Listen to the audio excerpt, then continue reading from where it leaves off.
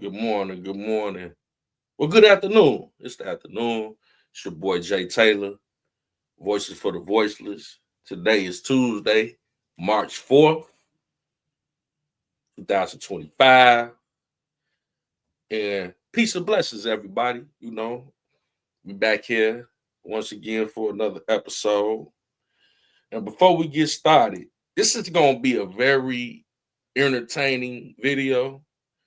And Zelenskyy, we still on your head, bro. You would not go come to the United States of America and show your ass like you did, and we not gonna give you that smoke. And as the title says, Vice President J D Vance on why the meeting went left with Zelenskyy. And we gonna dive off into that. But before we do that, you know what I'm saying? Let's get a recap on what actually happened on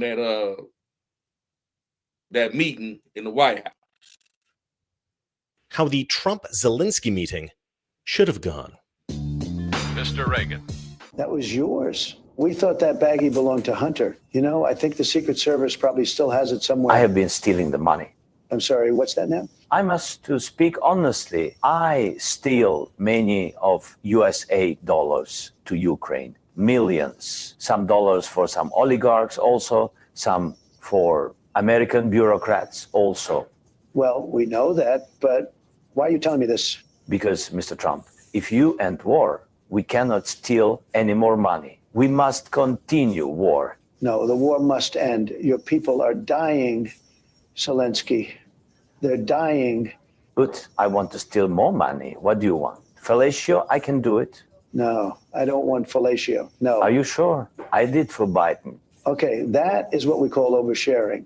Look, there's nothing you have that I want. You're not going to convince me to keep this war going. You don't have the cards. I not play cards. No, I know you're not literally playing cards. It's a metaphor. It's like I'm playing 4D chess and you're playing checkers. No, I not play checkers. There is no checkerboard, you see. Okay, let's try this. I am in the driver's seat, okay? Do you understand that expression? No, but we are not in car. No, you're right. You're right. We're not in a car.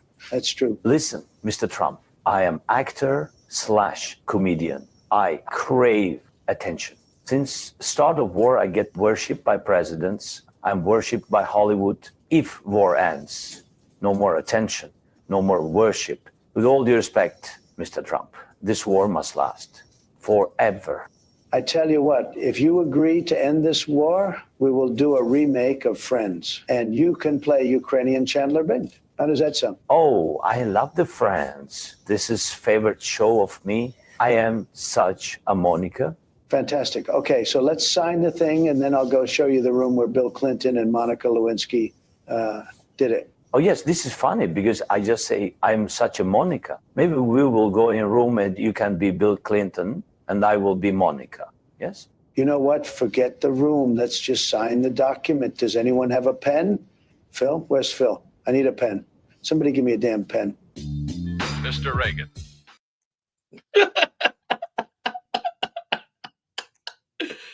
Oh man, that was hilarious, man. Shout out to Noobs, man. The homie Noobs sent me that, man.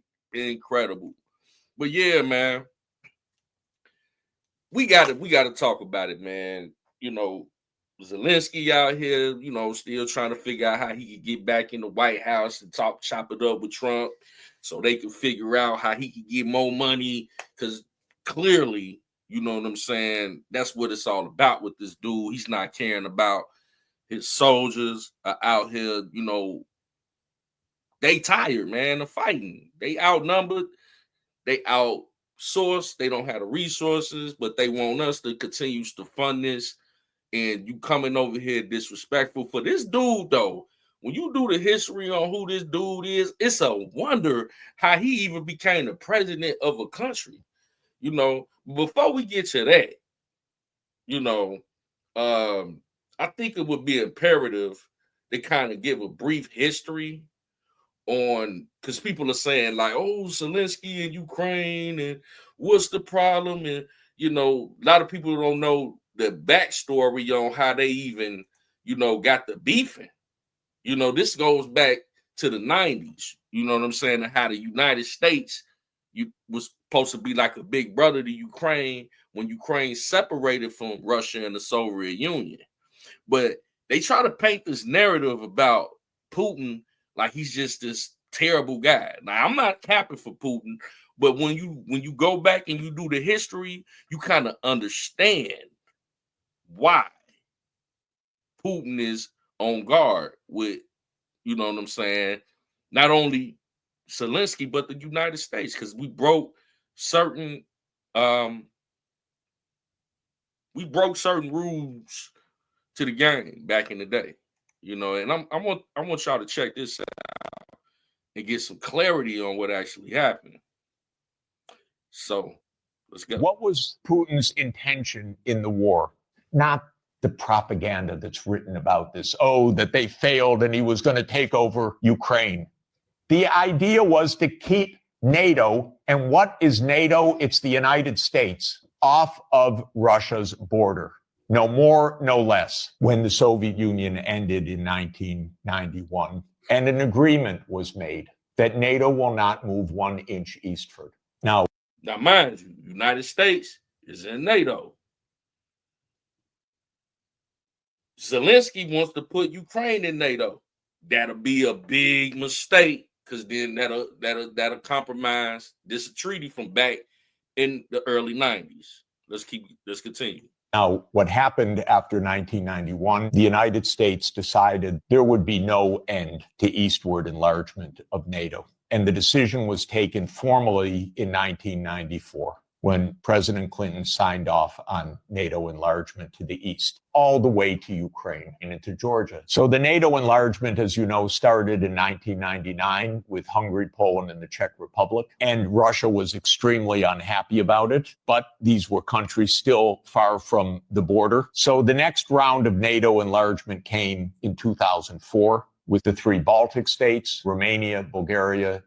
So basically what he's illustrating is that we kept intruding on Russia's, you know, their area. You know, we kept with NATO, we kept getting closer and closer to Russia. So quite naturally, Russia looking like, hey, I thought we already agreed that y'all wouldn't be trying to move into our territories. You know what I'm saying? That's closer to us. So if y'all setting up military bases, it's looking like y'all trying to set us up for an invasion. The United States steady getting closer, inching, closer and closer. There's something that the United States said we wasn't going to do. But this is what happened. So when Russia, which actually has the same level of military weapons and nuclears that we have, pretty much, you know, it looks like the United States is intruding on their land, setting up bases with NATO in a by proxy way. You know what I'm saying? And this is just showing you how I went back from the 90s to where we are now. Slovenia and Slovakia. At this point, Russia was pretty damn upset. So as everybody recalls, in 2007, President Putin said, stop. Enough. And of course, what that meant was in 2008, the United States jammed down Europe's throat enlargement of NATO to Ukraine and to Georgia. This is right up against Russia. And Russia. Yeah, so quite naturally, they're going to be upset. We right on their territory, and we got Ukraine, you know what I'm saying, right there as you the little homie, you know, and yeah, Russia gonna be looking like, hold fast now. We already agreed about this 30 years ago, but y'all still intruding. So actually, Russia has been pretty diplomatic without even, you know, responding back to the United States with any type of war, anything like that. I mean, fair is fair. Territory is territory. And I look at it on the street level. Like if you got blocks, you know what I'm saying, and somebody trying to intrude on your blocks, you're going to be looking like, well, wait a minute. You know what I'm saying? Hey, we got to defend our territory. They trying to invade. They trying to, you know, get as close as they can, and eventually they gonna dive right in and try to take our territory. It's all territory. We study governments. in the street. You know what I'm saying? And this is exactly a replica of that. What we seeing here with the United States and Russia. Russia protested because if Russia decided to have a military base on the Rio Grande or the Canadian border, not only would the United States freak out, we'd have war within about 10 minutes. Exactly. If the United States saw Russia setting up military bases on our borders, in Mexico and Canada. And see, that's exactly what one thing that Zelenskyy said in that meeting. He said, "Oh, y'all got a nice ocean, so y'all ain't got to deal with this type of stuff." You know what I'm saying? But see, yeah, a lot of these presidents and this government, we did that.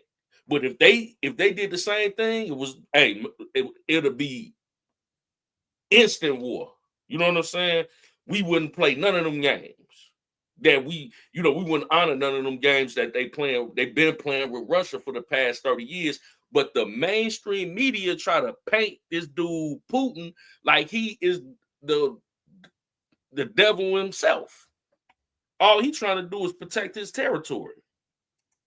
And a month later, a war broke out. That gets Georgia destroyed. And starting in 2010, the U.S. put in Aegis missile systems in Poland and then in Romania. And Russia doesn't like that. In 2010, Viktor Yanukovych was elected on the platform of neutrality. Russia had no territorial interests or designs in Ukraine at all. What Russia was negotiating was a 25-year lease for Sevastopol Naval Base. That's it. Not for Crimea, not for the Donbass, nothing. In 2014, the U.S. worked actively to overthrow Yanukovych. Everybody knows the phone call by my Columbia University colleague, Victoria Nuland, and the U.S. Ambassador Peter Piot. Listen to it. It's fascinating. I don't think Cleach should go into the government. I don't think it's necessary. I don't think it's a good idea. I think Yats is the guy who's got the economic experience, the governing experience, and, fuck the EU. No, exactly. And I think we've got to do something to make. You don't get better evidence. Then came Minsk, and especially Minsk II. It said there should be autonomy for the Russian-speaking regions in the east of Ukraine. It was supported unanimously by the UN Security Council. The United States and Ukraine decided it was not to be enforced. There were many thousands of deaths in the shelling by Ukraine in the Donbass.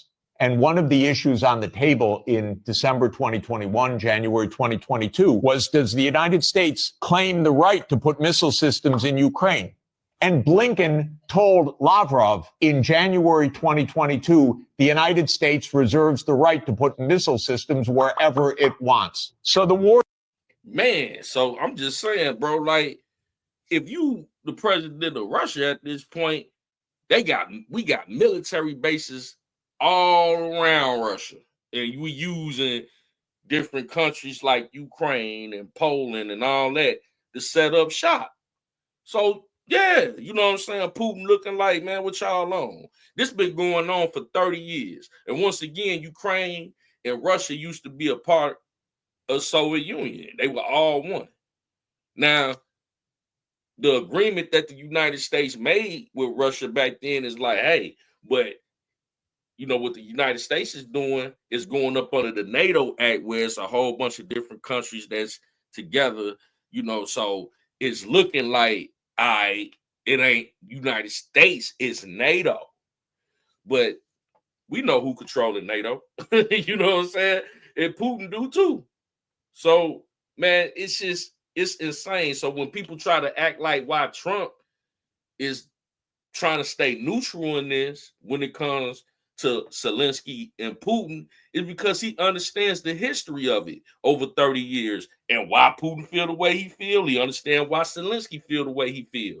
This ain't nothing. See, if you listen to the mainstream media and don't do your history on what's going on, you probably would think Putin is all bad. Now, I ain't capping for Putin. I don't think that. I think that both of them are, they got their flaws. But at the end of the day, you can't knock him for trying to protect his country from a potential invasion. And he has the military and the the nuclear weapons to back him up. So yeah, he gonna like, hey man, y'all still itching, getting closer.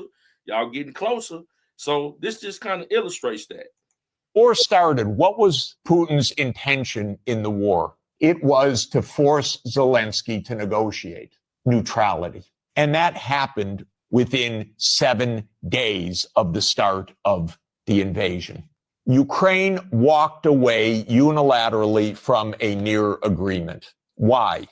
Because the United States told them to. The idea was that there would be Ukraine, Romania, Bulgaria, Turkey, and Georgia that would deprive Russia of any international status by blocking the Black Sea. And the American senators, who are as nasty and cynical and corrupt as imaginable, say this is wonderful expenditure of our money because no Americans are dying. It's the pure proxy war. And since the U.S. talked the negotiators away from the table, about 1 million Ukrainians have died or been severely. Wow. So, as you can see, man, it's imperative that we stop this proxy war because people are dying. And it's for what? It has no end. It has no mission other than people feeding their pockets, and, that's why Trump and J D Vance were frustrated because we talked about this. When you know the history behind it and you know both sides of the story. Now, United States, we over here, we out the way, but we, at the same time, we don't want to leave Ukraine hanging because we know we gave them our word that we'll hold them down. But at this point, the war been for years and there's no end to it, so we have to end it. So for Zelenskyy to come over here and get disrespectful, it's just, listen, we trying to end it. We know you trying to, fatten your pockets or what have you. But man, yeah, so it's just for monetary gain at this point, at the expenditures of the taxpayer dollars in the United States, at the expenditures of the innocent Ukrainian people that have to fight in these wars that's getting snatched off the streets. Bro, let's put a deal together, get this mineral popping. You got minerals over there that we could utilize. All the money we gave you, you could pay us back some of that bread. And then also we stop this war and we keep peace. And J D Vance just was on Hannity, you know what I'm saying, talking about it. And I want to, play some of that so we can see when it went left from his perspective. So shout out to the Vice President, J D Vance. Let's get into it. Mr. Vice President, thank you for being with us. Good to see you, man. Appreciate it. Great to be here. Let's go back to the Oval Office Friday. Yep. From your perspective. Yeah, great TV. As the president said. Yeah, well, it's funny. So we have a 45 minute press conference, and the president normally does this. I mean, I've seen this now 3 or 4 times with foreign leaders where he likes to bring the media in, likes to have a conversation, but answer questions with the press. As he's very open with reporters. And what I noticed is that for the first 25, 30 or so minutes, he tried to sort of bend over backwards to be gracious and kind to Zelenskyy, even when Zelenskyy was kind of needling him, even when Zelenskyy was saying things that I thought were untrue. The president just tried to be diplomatic, right? I think that's his natural instinct in that situation. And then when it really went off the rails, of course, is when I asked, or you had a Polish journalist who asked a question, the president answered it, and then I answered it. And then something about my answer just really set Zelenskyy off. So then he came at me. So you're blaming yourself. Then I went back at him. Right. And what I tried to do originally was actually try to diffuse the situation a little bit. Because I'm like, we're having this meeting. Obviously, there are 100 television cameras here. Let's try to have this conversation in private. And then the president, as we kept on going back and forth, I tried again to say, well, maybe we should have this conversation in private. And the president was like, nope, actually, I don't want to have it in private anymore. I want to have this actual conversation in public for the American people to see. And I do think that there was just a certain sense of, there was a lack of respect. There was a certain sense of entitlement. And most importantly, look, we can look past all of that stuff, but the president has set a very clear goal for his administration. He wants the killing to stop. That's the bottom line. Bottom line, like we could get past all of that. See, what you have in Donald Trump and J D Vance are two alpha males. We don't care about all the theatrics. We don't care about your ego and how you feel you the president of Ukraine and all that old mess. But at the end of the day, we gonna keep our vision clear, and the objective is to end this war off top, because innocent people are losing their lives just based on your greed for money and your ego. You build egos the size of skyscrapers with some of these people, and you see how irrational they are. Anybody that's sitting up there capping for Zelenskyy right now is delusional, from my perspective. You know what I'm saying? Because at the end of the day, you know, this dude is the president of a country, and you're a leader. It's bigger than you and your ego. So yeah, I'm gonna stop that right there, man. If y'all want to check out the full interview on that, you could go on Fox, Sean Hannity, and check that out. But like I said, man, in the beginning of this video, I don't even know how this man became the president of a country. He's an actor, right? A dancer. He's zesty as hell. And what I mean by that is, let me show you what I'm talking about. Zelenskyy.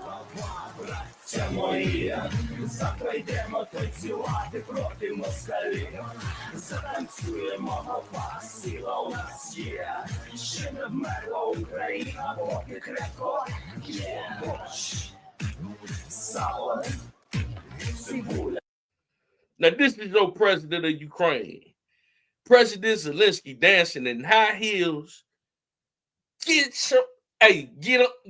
over here, boy. Hey, Zelenskyy, get your zesty ass over here, man. You know we finna flame you. You out here, you know what I'm saying, acting like you super, you know what I'm saying. You can't even put on a suit when you go meet the president. You in all black like you just a goon or something. But you over here dancing in high heels, zesty as hell. Look at this shit.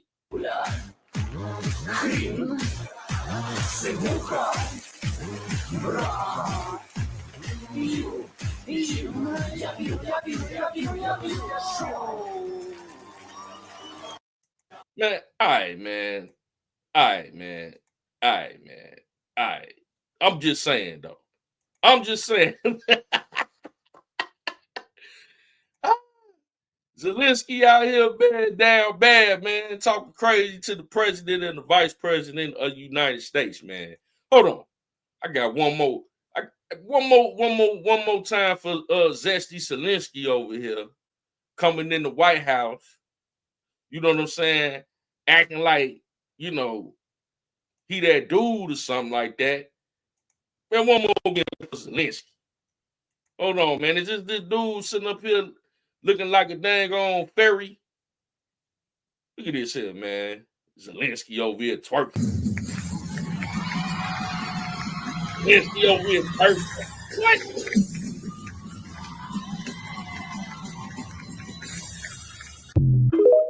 Man, dude, if you don't sit your zesty ass, you don't sit your zesty ass down somewhere, bro. But yeah, it's your boy Jay Taylor, Voices for the Voiceless. I told you we was gonna have some fun on this one, man. We gotta roast you coming over here acting like you that dude when you out here twerking. You know what I'm saying? The president of Ukraine, how you got that occupation, I don't know. But obviously, man, when you dealing with two alpha males in a meeting, man, watch your tone, bro. You know what I'm saying? You still begging for help, but want to get, you know, I see why you got all that estrogen in your system. But yeah, it's your boy Jay Taylor. Voices for the Voiceless. We love y'all.